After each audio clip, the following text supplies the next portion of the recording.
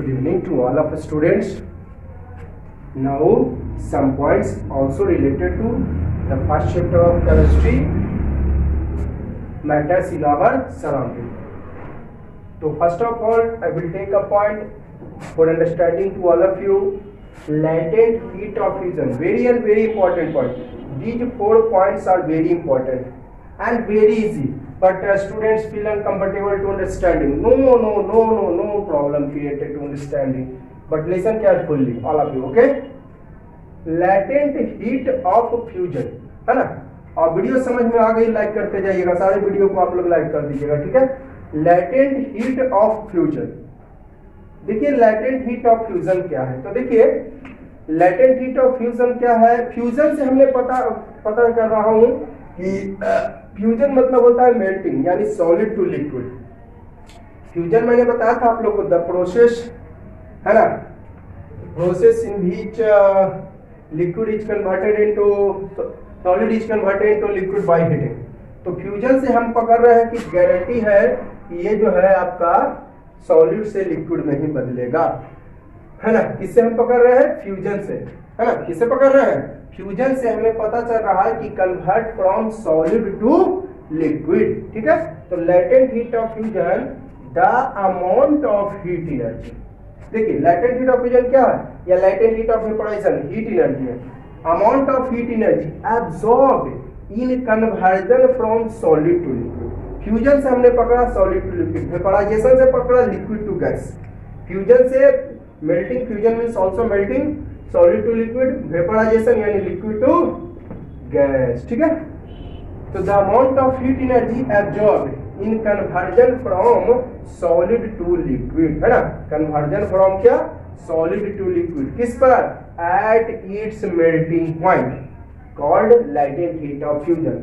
और latent heat of vaporisation, the amount of heat energy absorbed in conversion from liquid to gas. तो vaporisation में आपका boiling point आ जाएगा, इसमें आ जाएगा मेल्टिंग पॉइंट। फ्यूजन है तो मेल्टिंग पॉइंट, क्योंकि मेल्ट हो रहा है, और इसमें बॉइल हो रहा है, तो at it's boiling point called latent heat of vaporisation. Clear हो गया? आप लोग समझ गए होंगे लेटेंट हीट ऑफ वेपोराइजेशन। एक नजर फिर से मैं देख लेता हूं, latent heat of fusion. Fusion से हम पकड़ रहे हैं, किसे? फ्यूजन से हम पकड़ रहे हैं कि ये मेल्टिंग होगा, एकदम गारंटी है कि मेल्टिंग होगा, यानी सॉलिड टू लिक्विड। वेपोराइजेशन से यहां पकड़ रहे हैं कि ये बॉयल होगा, यानी converted from liquid to gas. तो amount of heat energy, the amount of heat energy absorbed in conversion, absorbed in conversion, क्या चीज से क्या चीज में? Solid to liquid, conversion from solid to liquid, है ना। अब मेल्टिंग है ना, मेल्ट होगा तो at its melting point called latent heat of fusion. उसी तरह इसमें भी the amount of heat energy absorbed, absorb means लेना, क्या चीज के लिए लेना energy? Conversion from liquid to gas. ये एनर्जी किसके लिए लेता है? कन्वर्जन फ्रॉम लिक्विड, वेपोराइजेशन से हमने पकड़ा, ये बॉइल करेगा at its boiling point called latent heat of vaporisation. Clear हो गया? आप देखिए, तो यहां पर एनर्जी लेता है, तो या जो भी आप लाइटेंट का मतलब ही होता है, latent heat means secret heat, secret means छिपा हुआ, पता नहीं चलता है, छिपा हुआ हीट, है ना, हमें पता नहीं चलता है। लाइटेंट हीट का मतलब ही होता है सेक्रेट, सेक्रेट मतलब गुप्त, छिपा हुआ हीट, ठीक है। जैसे कि लेटेंट हीट ऑफ वेपोराइजेशन में हीट कहाँ गया? कन्वर्जन में गया, जो कि हमको नहीं दिख पाया।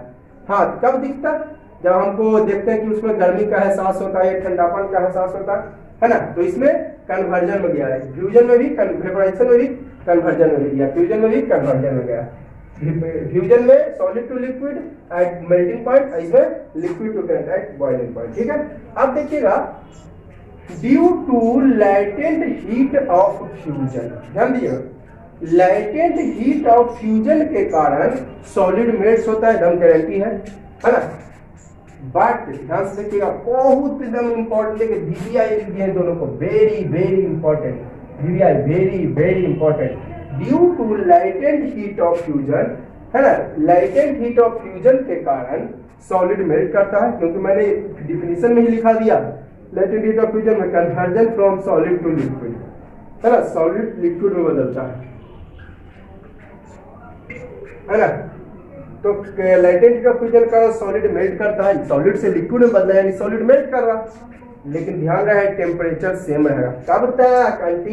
अंटील मतलब जब तक कि all the solid melts into liquid, जब तक कि पूरा सॉलिड लिक्विड में ना बदल जाए। जैसे कि आप आइस को गर्म कर रहे हो, आइस तो आइस मेल्ट होगा, लेकिन टेम्परेचर 0 का 0 ही रहेगा। कब तक? जब तक कि all the ice melts into water, जब तक कि पूरा आइस ना पिघल जाए, पूरा आइस जो है वाटर में ना पिघल जाए, वाटर में ना बदल जाए, पूरा आइस ना पिघल जाए और वाटर में बदल जाए। यहाँ हीट एनर्जी किस में यूज हुआ? तो कन्वर्जन में। हीट एनर्जी, टेम्परेचर तो वही रहा, लेकिन हाँ हीट एनर्जी बढ़ता रहेगा, चाहे आइस टू वाटर में बदले या वाटर टू वाटर में बदले, हीट एनर्जी ऑलवेज इंक्रीज, है ना, हीट एनर्जी बढ़ता ही रहेगा। हीट एनर्जी आइस का भी 0 डिग्री सेल्सियस रहा और वाटर में बदल गया तो भी 0 डिग्री सेल्सियस रहा, ठीक है, लेकिन हीट एनर्जी वाटर में ज्यादा होगा। और टेम्परेचर क्यों से हुआ? क्योंकि उस टेम्परेचर को वो यूज कर रहा है कन्वर्जन में, सॉलिड टू लिक्विड में, यानी आइस टू वाटर में। उसी तरह latent, due to latent heat of vaporization, liquid boils. अब वेपराइजेशन है तो आपका बॉयल्स करेगा, लेकिन टेम्परेचर आपका सेम रहता है। कब तक? जब तक कि all the liquid boils into gas, जब तक कि पूरा लिक्विड बॉयल ना हो जाए और गैस में ना बदल जाए। जैसे एग्जांपल वाटर बॉयल्स होता है, पानी उबलता है तो टेम्परेचर ऑफ वाटर कहाँ तक पहुंचता है? 100 डिग्री सेल्सियस तक, है ना। पानी उबलता है तो टेम्परेचर कहाँ तक पहुंचता है? 100 डिग्री सेल्सियस तक बॉयल करता है तो, लेकिन कब तक रहेगा? Until all the water converted into water vapour, जब तक कि पूरा पानी वाटर वेपर में ना बदल जाए। तो यहाँ हीट एनर्जी किस में यूज हुआ? Conversion of water to water vapour, ठीक है। क्लियर है आप लोगों को? बहुत इजी है, बहुत ज्यादा इजी है, केवल थोड़ा सा कर। जैसे तो मैं अब आपको कहूं, ध्यान दीजिएगा, आइस है मेरे पास, क्या है? आइस है। आइस को हम हीटेड कर रहे हैं तो टेम्परेचर 0 का 0 ही रहेगा जब तक कि वो वाटर में पूरी तरह से ना बदल जाए, ठीक है। और उस हीट एनर्जी का क्या है, कहाँ यूज हो रहा है? Conversion from ice to water. अब वो धीरे धीरे टेम्परेचर बढ़ेगा और 100 डिग्री सेल्सियस तक पहुंचेगा, और 100 डिग्री सेल्सियस जब तक रहेगा जब तक कि पूरा का पूरा वाटर बॉयल ना हो जाए, ठीक है। यहाँ पर मैं क्लियर कर दिया हूँ, एग्जांपल भी दे दिया। आइस जो है मेल्ट होता है तो टेम्परेचर 0 रहेगा जब तक कि पूरा आइस आपको वाटर में ना बदल जाए, ठीक है। उसी तरह वाटर को बॉयल करते हैं तो 100 डिग्री सेल्सियस तक पहुंचता है। कब तक? टेम्परेचर जो है of water reaches 100 degree Celsius, और temperature remains same, temperature of water remains same until all the water is converted into water vapor, है ना। temperature of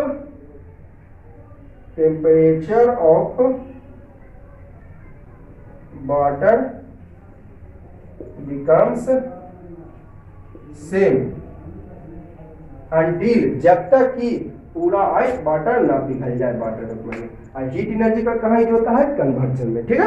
अब देखिएगा, मैं थोड़ा सा आपको अभी मैंने बताया लेटेंट हीट ऑफ फ्यूजन और latent heat of vaporization. Latent heat of fusion में क्या बताया कि conversion from solid to liquid, है ना, एट मेल्टिंग पॉइंट, और आइस का टेम्परेचर वही रहेगा जब तक कि पूरा आइस मेल्ट ना हो जाए। तो वो हीट गया कहाँ? तो वो हीट गया क्या में? कन्वर्जन फ्रॉम, है ना, आइस टू वाटर, ठीक है, conversion from ice to water, ठीक है। तो टेम्परेचर ऑफ आइस जो है 0 डिग्री सेल्सियस होता है, ठीक है। आइस को हीटेड करते हैं तो आइस जो है मेल्ट करना शुरू कर देता है, लेकिन टेम्परेचर 0 ही रहेगा जब तक कि पूरा आइस मेल्ट ना हो जाए, है ना, जब तक कि पूरा आइस मेल्ट ना हो जाए, ठीक है। तो यह हीट एनर्जी यहाँ पर जो है, heat energy in the form of latent heat of, यहाँ पे फ्यूजन हो जाएगा यार। हीट एनर्जी यहाँ तो जैसे कि टेम्परेचर 0 का 0 रहा, और लेकिन हीट एनर्जी बट लिख देता हूँ यहाँ पर, heat energy is continuously increased, heat energy लगातार इसका बढ़ता जाता है, ठीक है। हीट एनर्जी लगातार बढ़ता है, हाँ टेम्परेचर वही है, हीट एनर्जी बढ़ता गया, ठीक है। इसलिए हीट एनर्जी बढ़ने के कारण पानी कम ठंडा होता है और आइस ज्यादा ठंडा होता है, ठीक है। आइस पानी कम ठंडा होता है यानी थोड़ा गर्म होता है, पानी कम ठंडा होता है यानी थोड़ा गर्म होता है, तो हीट एनर्जी बढ़ा ना, हीट एनर्जी कंटिन्यूसली। अब उसके बाद भी फर्दर हीटिंग, लगातार हीटिंग करने पर टेम्परेचर ऑफ वाटर धीरे धीरे बढ़ता है। देखिए टेम्परेचर जीरो का जीरो कब तक रहा, जब तक कि पूरा आइस मेल्ट न हो जाए। फिर लगातार हीट करें तो temperature of water starts rising, और फाइनली जब 100 तक पहुंचता है तब वाटर बॉइल करना, चूंकि आप पढ़े water start boil at 100 degree Celsius, but temperature remains fixed, कब at 100 degree Celsius, fixed at 100 degree Celsius, जब तक कि पूरा लिक्विड वाटर वेपर में ना कन्वर्ट हो जाए, है ना। लेकिन हीट एनर्जी क्या होता है, heat energy is continuously increase, heat energy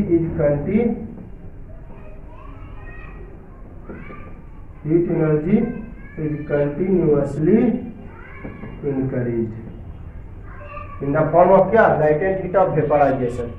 heat energy जो है यहाँ पर इंक्रीज होता है in the form of latent heat of vaporisation, ठीक है, क्लियर है। तो वाटर आइस को, मैंने एक आइस लिया, देखिए यहाँ पर फिगर दिखा, आइस लिया है ना, देखिए थोड़ा थोड़ा लिक्विड है, मैंने पिघलेगा, जैसे जैसे पिघलेगा वैसे वैसे वाटर में बदलेगा, कहेगा सर ये आइस का टुकड़ा हुआ, और ये ऐसे ऐसे दिखाया है डॉट डॉट डॉट करके, ये लिक्विड दिखाया है वाटर, ठीक है। क्योंकि आइस को जैसे जैसे गर्म करोगे वैसे वैसे वे वाटर में चेंज होते जाएगा। कब तक जीरो का जीरो रहेगा, जब तक कि पूरा आइस पिघल ना जाए और पानी में ना बदले, लेकिन हीट एनर्जी बढ़ता जाएगा, ठीक है। और फिर ये वाटर में बदलेगा, फिर धीरे धीरे टेम्परेचर बढ़ेगा और 100 तक पहुंचेगा, तो 100 तक ही रहेगा जब तक कि पूरा बॉइल ना हो जाए, ठीक है। तो ये देखिए इसको हीट किए, आइस है, गर्म किए तो थोड़ा पिघला भी, आपको जीरो का जीरो रहेगा जब तक कि पूरा ना पिघल जाए, फिर धीरे धीरे बढ़ेगा। यहाँ पर ग्राफ से दिखा है, देखिए शुरू में जीरो रहेगा, कब तक, जब तक कि पूरा आइस ना मिलता है, जो बता रहा है कि टेम्परेचर इंक्रीज, अब 100 तक पहुंचा तो फिर कांस्टेंट हो गया, जीरो तक रहा, कब, ये जीरो पर है तो आइस है, यहाँ पर क्या है, आइस है, और यहाँ पर आपको water starts boil, water starts boil इस टेम्परेचर पर, ठीक है, क्लियर है ना। इस टेम्परेचर पर आपका वाटर जो है बॉइल करना शुरू कर देगा, कुछ देर तक जीरो रहेगा, कब तक, जब तक कि पूरा आइस ना मेल्ट हो जाए, फिर धीरे धीरे बढ़ा, 100 तक पहुंचा तो 100 ही रहेगा जब तक कि पूरा वाटर ना बॉइल हो जाए, ठीक है। ये बता रहा है टाइम, टाइम तो बढ़ता ही जाएगा, क्योंकि हीट करोगे तो टाइम बढ़ेगा ही बढ़ेगा, ठंडा हो चाहे गर्म हो, टाइम हमेशा बढ़ता ही जाएगा। एक बार फिर से इस ग्राफ को देखिए, ये ग्राफ इसमें टाइम बता रहे हैं, यहीं पर इधर टेम्परेचर दिखा है, एक्स एक्सिस में टाइम और वाई एक्सिस में टेम्परेचर। देखिए शुरू में कुछ समय तक जीरो रहेगा जब तक कि पूरा आइस ना मेल्ट हो जाए, फिर आइस जब पूरा मेल्ट हो गया तो वाटर में बदला, फिर धीरे धीरे टेम्परेचर बढ़ेगा, फिर धीरे धीरे टेम्परेचर बढ़ेगा और फिर 100 डिग्री सेल्सियस तक पहुंच जाएगा, जब कहाँ तक, 100 डिग्री सेल्सियस तक पहुंच जाएगा, ठीक है, तो वाटर स्टार्ट करेगा बॉइल, और फिर जब तक कि पूरा वाटर बॉइल रहेगा नहीं होगा जब तक कि टेम्परेचर 100 ही रहेगा, यानी कुछ देर तक 100 रहेगा, ठीक है, क्लियर हो गया। इस पॉइंट को मैं लैंग्वेज में दिखा दिया इसको, है ना, किसके कारण, लाइटिंग, यहाँ पर टेम्परेचर जो है रिमेन सेम रहा, है ना, लेकिन हीट एनर्जी बढ़ते रहेगा, चाहे लिक्विड में बदले या गैस में बदले, और गैस में बदला तो due to in the form of latent heat of vaporization, और लिक्विड में बदला तो in the form of latent heat of fusion, क्योंकि लैटेंट हीट ऑफ फ्यूजन और बता दिए थे, conversion from solid to liquid ये हो गया फ्यूजन, और conversion from liquid to gas ये हो गया वेपोराइजेशन। अब इस पर मैंने एक क्वेश्चन दिया, टेम्परेचर ऑफ स्टीम, स्टीम मतलब वाटर वेपर, यहाँ पर मैंने लिख दिया, स्टीम मतलब भाप, वाटर वेपर, स्टीम का मतलब होता है वाटर वेपर यानी भाप। स्टीम और बॉइलिंग वाटर रिमेन सेम। देखिए भाप जब वाटर बॉइल करना शुरू करेगा तो वो स्टीम बनाएगा, वाटर वेपर बनाएगा, तो उसका भी 100 डिग्री सेल्सियस होता है टेम्परेचर, ठीक है, रिमेन्स सेम, रिमेन्स क्या, सेम होता है, ब्रैकेट में लिख देते हैं 100 degree Celsius. But we feel more severe burn, ज्यादा जलन महसूस होती है स्टीम में देन बॉइलिंग वाटर। क्यों, ध्यान दीजिएगा, बॉइलिंग वाटर का भी टेम्परेचर मैंने अभी ना बताया 100 का 100 ही रहेगा जब तक कि पूरा वाटर बॉइल ना कर दे, 100 का 100 ही रहेगा बॉइलिंग वाटर का टेम्परेचर 100 डिग्री सेल्सियस। अब 100 का 100 ही रहेगा जब तक कि पूरा वाटर ना बॉइल हो जाए। तो बॉइल होगा तो धीरे धीरे स्टीम में बदलेगा वेपर में, तो उसका भी टेम्परेचर 100 और बॉइलिंग वाटर का भी 100। लेकिन हम लोग ज्यादा जलन महसूस करते हैं in the case of steam than boiling water. Steam में यानी वेपर में ज्यादा जलन, क्यों? क्योंकि स्टीम के पास एक्स्ट्रा हीट एनर्जी होता है। स्टीम के पास हीट एनर्जी ज्यादा होता है in the form of latent heat of vaporization. वही लिखा है steam contains extra heat energy. Steam के पास हीट एनर्जी ज्यादा होता है इसलिए जलन ज्यादा होता है। अब बॉइलिंग वाटर को टच करो और वेपर को टच करो, तब वेपर में ज्यादा जलन महसूस करोगे क्योंकि वहां पर हीट एनर्जी ज्यादा है in the form of latent heat of vaporization. Hence we feel more severe burn in the case of steam. तो स्टीम में ज्यादा जलन महसूस होता है than boiling water. Whenever temperature is same in both case, जबकि टेम्परेचर दोनों में क्या होता है? सेम होता है। ठीक है, क्लियर है? डाउट है? तो डाउट नहीं है। वीडियो आपको पसंद आ रही है तो लाइक करते जाइएगा। जितना भी वीडियो मेरा देखिएगा सारे वीडियो को लाइक कर दीजिएगा। ठीक है, एक नजर फिर से देखिएगा। स्टीम माने वाटर वेपर। तो वाटर वेपर कब बनेगा? जब वाटर स्टार्ट करेगा बॉइल। वाटर वेपर कब बनेगा? जब वाटर स्टार्ट करेगा बॉइल। तो जब वाटर बॉइल करना शुरू किया उस समय 100 डिग्री सेल्सियस और 100 का 100 ही रहेगा जब तक कि पूरा वाटर बॉइल ना हो जाए। तो जब वाटर बॉइल करेगा तो वेपर में बदलेगा तो उसका भी टेम्परेचर 100 डिग्री सेल्सियस।